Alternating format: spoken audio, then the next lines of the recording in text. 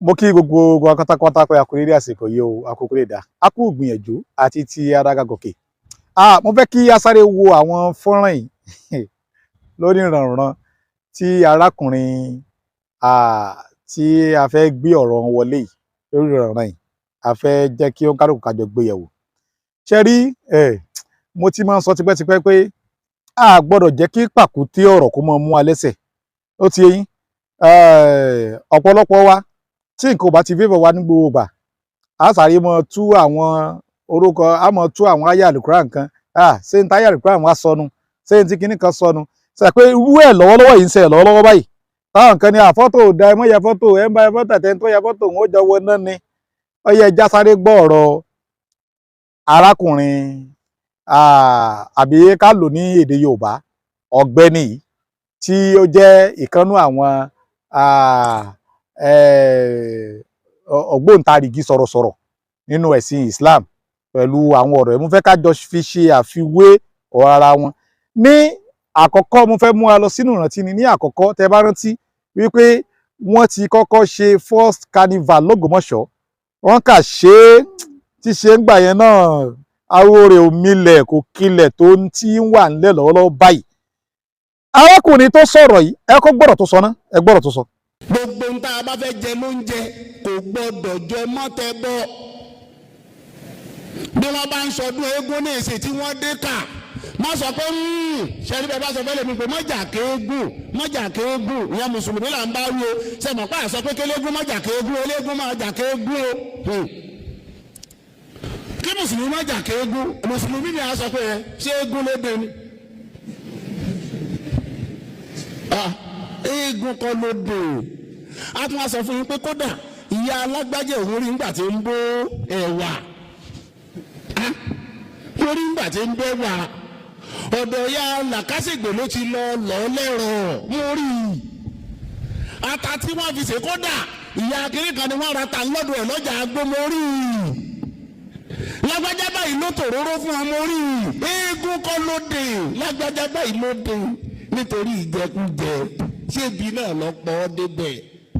Fa'arun thumma waylun thumma aib shaqa'ul mar'i min ajli ta'am. Ṣé wàá dá kọ́lọ̀ ní ma wọ náà rálì kìámọ̀? Káwọn èèyàn tí wọ́n ṣe sìnà kọ́lọ̀ ní kan wọ náà agbẹ́ ọtí ẹ̀.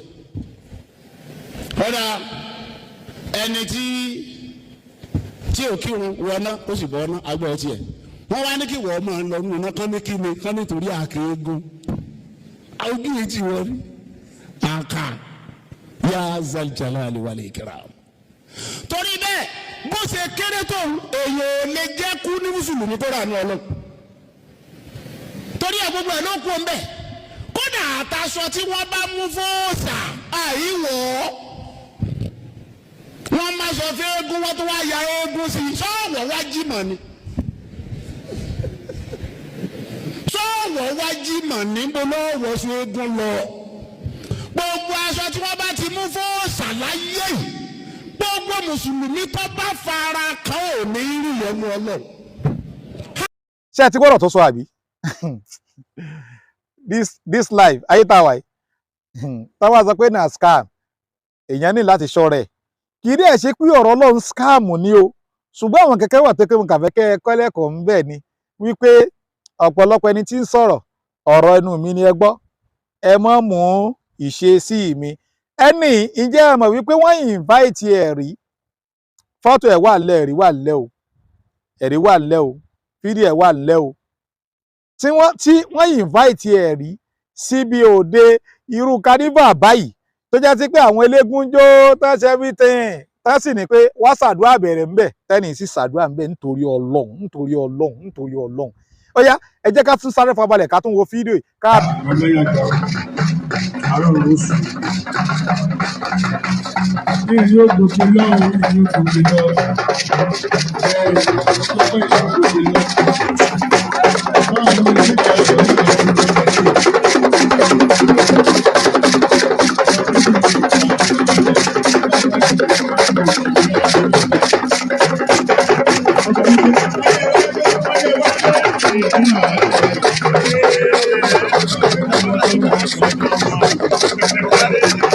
That is it.